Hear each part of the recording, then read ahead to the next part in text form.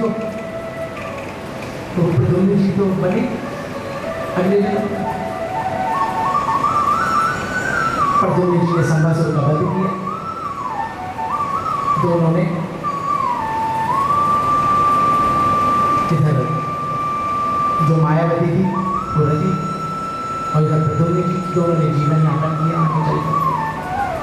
दूसरा विवाह श्री ठाकुर जी का एक मणि बना। कहा तो ये जाता है दूसरा और तीसरा एक मणि के रूप में विवाह हुआ ठाकुर जी का। कैसे? बड़ी सुंदर लीला करी ठाकुर जी ने। वह लीला ये थी कि एक स्त्राजित नाम के एक यादव थे द्वारका जी में। उन्होंने सोचा मेरे पास कुछ ऐसा आ जाए कि जिससे मैं धनी हो जाऊं, खूब धनी हो जाऊं। और ये अर्थ है ना, जब ज्यादा अर्थ हो जाता है तो ये अनर्थ का कारण कैसे बनता है आप देखिए। ये अर्थ अनर्थ का कारण कैसे बनता है? ऐसे बना कि इसने सूर्यनारायण भगवान का तप किया, खुश होकर मणि दे दी। और उस मणि में क्या खासियत थी? बताया जाता है वह मणि एक दिन में 8 भार सोना दे दी थी, बड़े सुंदर तरीके से। और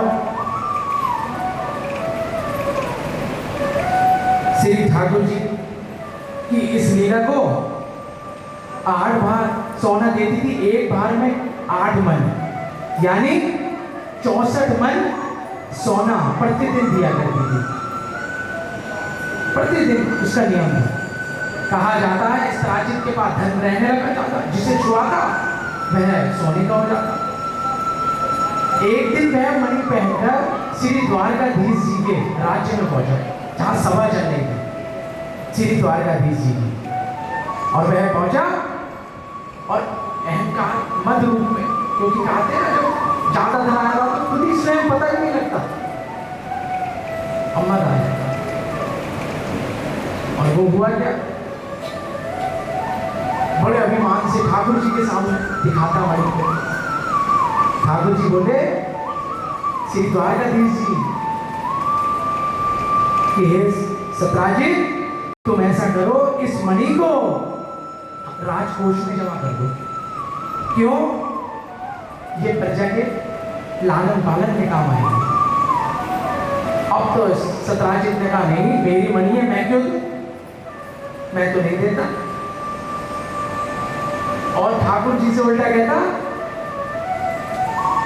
कि आप मेरी मणि लेना चाहते हो, लगता है आपकी नजर है इस पे।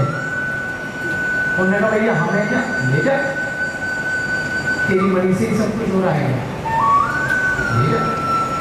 कहा जाता है कि सत्राजित का भाई था परसेन, राजा परसेन।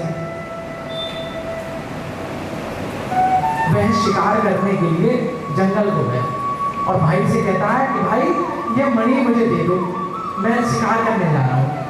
उस मणि में एक खासियत ये थी कि जहां भी रहती वहां प्रकाश कर देती, उजाला कर देती, अंधेरा तो रहने ही नहीं देती। उन्होंने कहा अच्छा ले जाओ। वह ले गया। परसेन शिकार करने गया था, सिंह मिला, आपस में युद्ध हुआ दोनों का, लेकिन परसेन मारा गया। इस मणि का कमाल अर्थ अनर्थ कैसे करता है। परसेन मारा गया। फिर सत्राजित ने सोचा अरे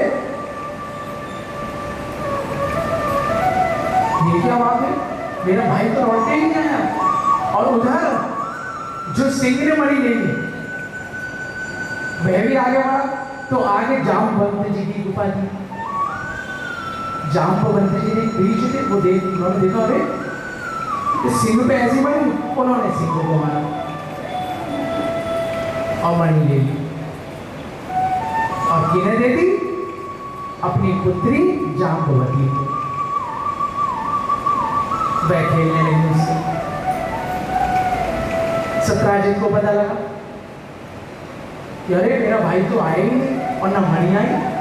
जरूर इस द्वारकाधीश का कमाल है, इस द्वारका ठाकुर का कन्हैया का नाम लगाने लगे, पूरे राज्य में कलंकित कर दिया ठाकुर जी कि मेरी मणि इस द्वारकाधीश ने ले ली और मेरे भाई को मार दिया।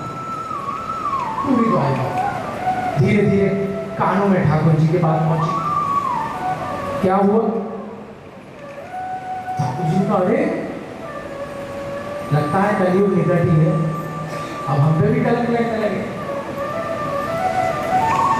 वही हुआ, कलंक लग गया। उन्होंने कहा हम भी मिटाएंगे, चलो भैया। कहाँ गया था इसका भाई? गए जंगल में, देखा परसेन का शव मिला, आगे बढ़े तो सिंह का शव मिला, और आगे बढ़े तो जामपति जी खेलती मिली उस मणि से।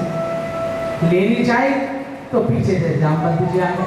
क्या भैया क्या बात, आप कौन, परिचय दो। कहा जाता है जामपति जी की लीला ऐसी हुई कि त्रेता युग की लीला खेली गई।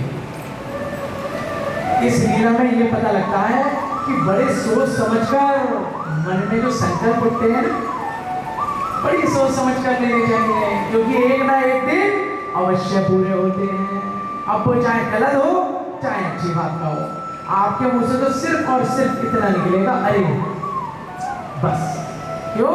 क्यों? अरे मैं तो ये सोच ही रहा था, अरे मैं तो ये समझ ही रहा था। क्योंकि जीवन 24 घंटे में, जीवन में 24 घंटे में एक बार सरस्वती मैया बैठती है। तो कहते हैं बड़े सोच समझ कर हमेशा सकारात्मक ही सोचा जाए, नकारात्मक ना सोचे, क्योंकि वह भी पूरा होगा नकारात्मक सोचा होगा तो।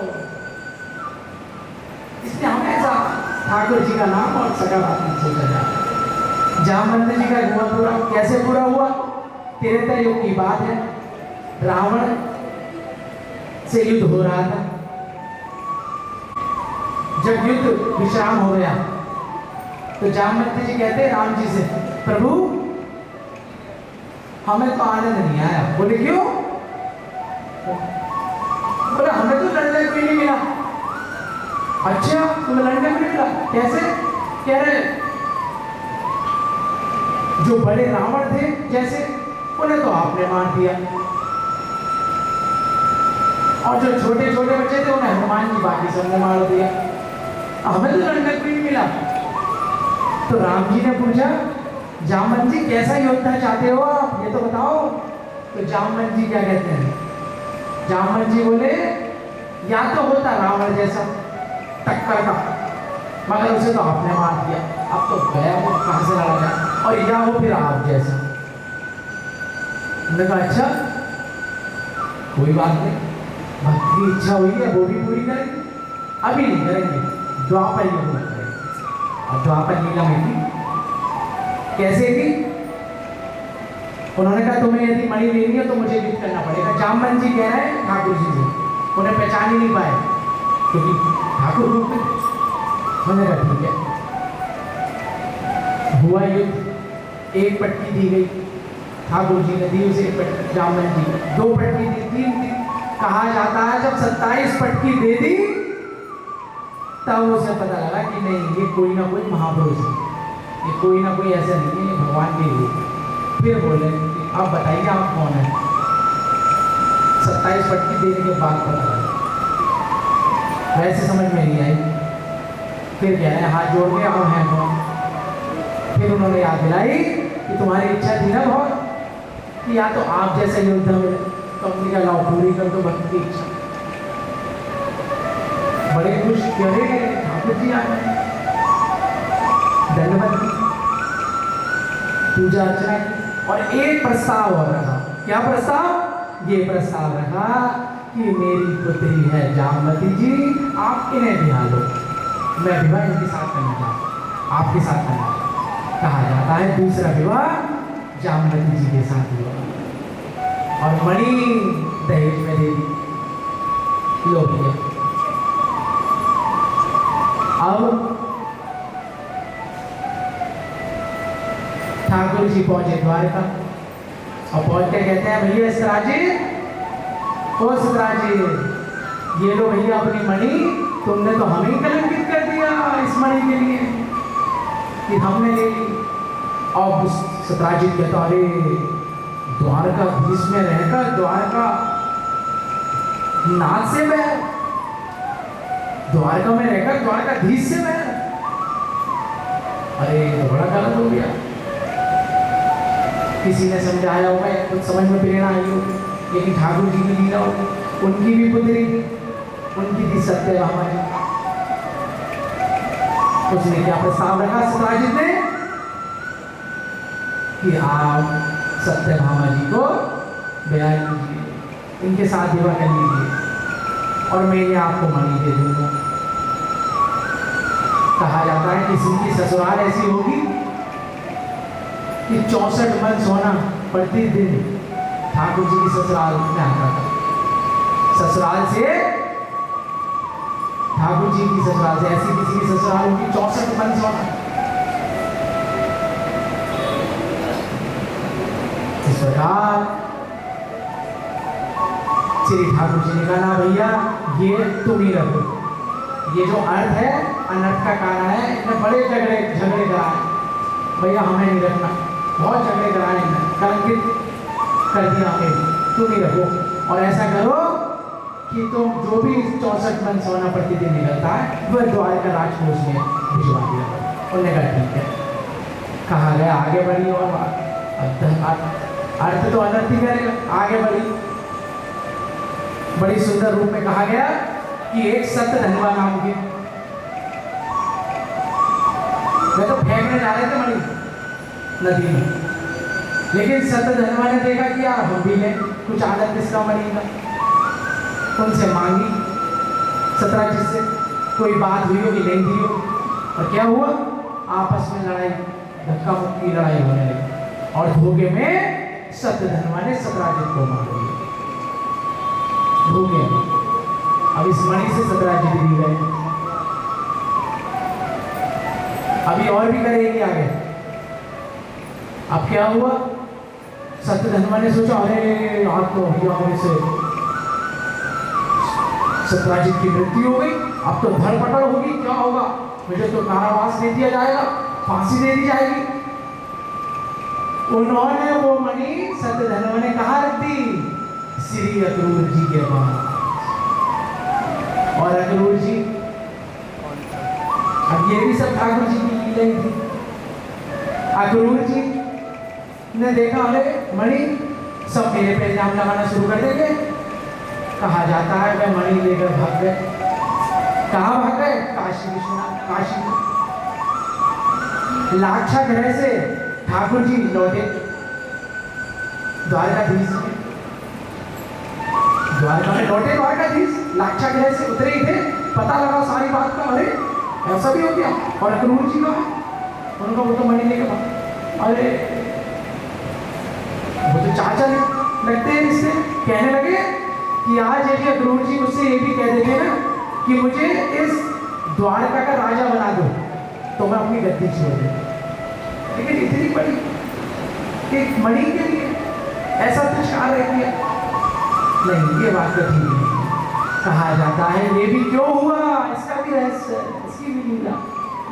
इसकी लीला ये कि जब अक्रूर जी ठाकुर जी को मथुरा में लेने गए थे तब वहां पर गोपियां, ग्वाले, ब्रजवासी रो रहे थे, और ऐसा रो रहे थे, ऐसा रोदन कि तड़पने वाला, तड़प करो। अब अक्रूर जी को मन में उस समय क्या आया, भक्त के प्रति अपराध हो गया।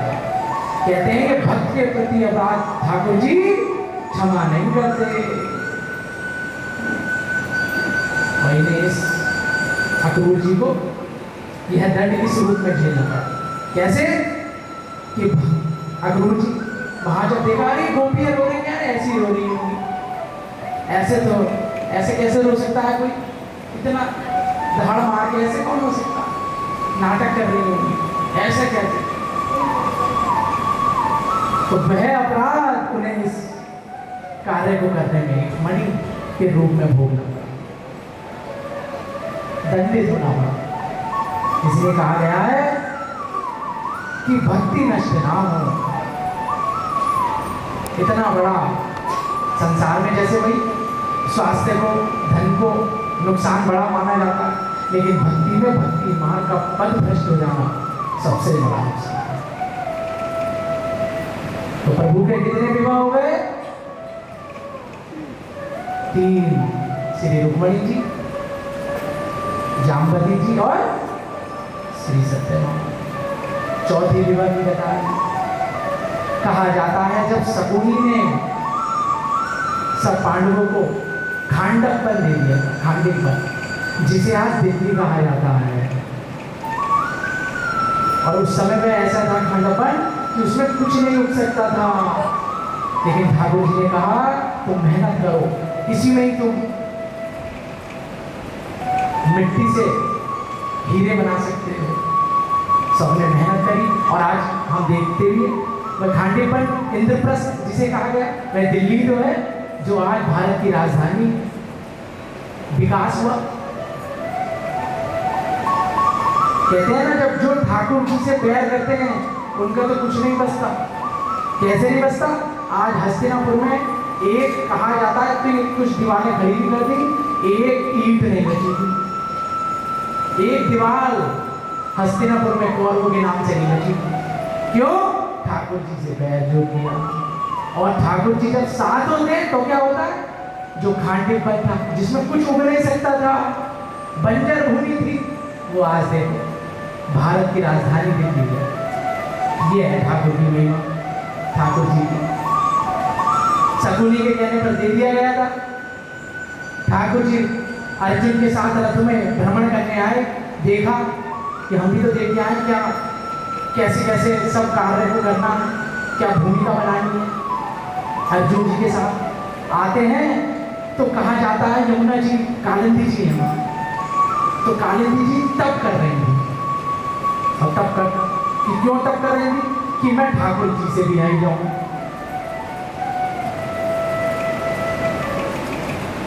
ठाकुर जी पहुंचे, अर्जुन मिले कि भैया जाओ पूछा। ठाकुर जी ने अर्जुन से पूछ के तो आओ ये कन्या कौन है। पूछा अर्जुन जी ने, सारी बात बताई कालिंदी जी ने कि मैं तो ठाकुर जी के लिए तप कर रही हूँ, उनसे विवाह करना चाहती हूँ। अर्जुन जी बोले अरे तो देर क्यों कर रही हो, बैठे तो हैं, जाओ। उन्होंने कहा अच्छा आ गए, भागी। और ठाकुर जी से बनी श्री कालिंदी जी। एक चौथा विवाह कालिंदी जी के साथ संपन्न हुआ। तो ठाकुर जी के कितने विवाह हो गए? और फिर आई 5वीं। कहा जाता है उज्जैन की महारानी मित्रवृंदा। उज्जैन महाकाल की नगरी भी है। उज्जैन महाकाल की नगरी है और ठाकुर जी की ससुराल भी है। उज्जैन की महारानी मित्रवृंदा से हुआ, बड़े सुंदर। और ठाकुर जी की गुरु जी की स्थली है, संदीपनी आश्रम वहीं तो है जहां ठाकुर जी ने शिक्षा प्राप्त की। उज्जैन की महानगरी भी है, महाकाल की नगरी भी है, ससुराल भी है और उधर संदीपनी आश्रम भी है जहाँ ठाकुर जी ने शिक्षा प्राप्त। कहा जाता है ये भी बड़ा यश सुनती थी ठाकुर जी का कि उन्होंने ऐसे किया, आज ऐसे कर दिया, आज वैसे किया। तो जब कहते हैं यश सुना जाता है तो मन में इच्छा जागृत होती है कि देखा भी जाए। जब किसी की गुण सुने जाते हैं तो ये समझ आता है कि उस व्यक्ति को देख भी लो। और फिर देखते हैं तो सब वही जैसे बताया कि प्रीति होती है। इन्होंने भी ये खूब तप किया, खूब उनके यश सुना तो ठाकुर जी पहुंच गए और वहां पर बड़े सुंदर रूप में मित्रवृंदा जी से विवाह हुआ। बोलिए मित्रवृंदा वल्लभ लाल की जय। 5वां विवाह संपन्न हुआ। 6ठे विवाह की बात आई। 6ठा विवाह कौशल देश यानी अयोध्या, कौशल देश की महारानी नगन जी की। किनकी पुत्री थी? नगन जी की, जिन्हें सत्या भी कहा गया। नगन जी की जिनके साथ ठाकुर जी का विवाह हुआ, सत्या जी के साथ भी विवाह हुआ। उन्होंने क्या शर्त रखी थी? अयोध्या जो साकेत नगरी है, वहां से भी ठाकुर जी का विवाह हुआ है। राजा जी ने, नगनजीत जी ने यह शर्त रखी कि जो 7 बैल छोड़े गए, जो भी इन्हें एक साथ लाद देगा उनसे मैं विवाह कर दूंगा। तो ये सामर्थ्य तो हमारे ठाकुर जी में ही था। वह गए और वह पुकारती सत्या जी ठाकुर जी। तो द्वारका लीला में सबकी इच्छाएं पूरी थी। जो त्रेता युग के संत ऋषि महात्मा थे, सबकी, किसी को नहीं। 16,108 विवाह की कथा चल रही है, कैसे होंगे देखिए। तो सत्या जी के साथ विवाह हुआ। बोलिए श्री सत्या बल्लभ लाल की जय। कितने विवाह हो गए?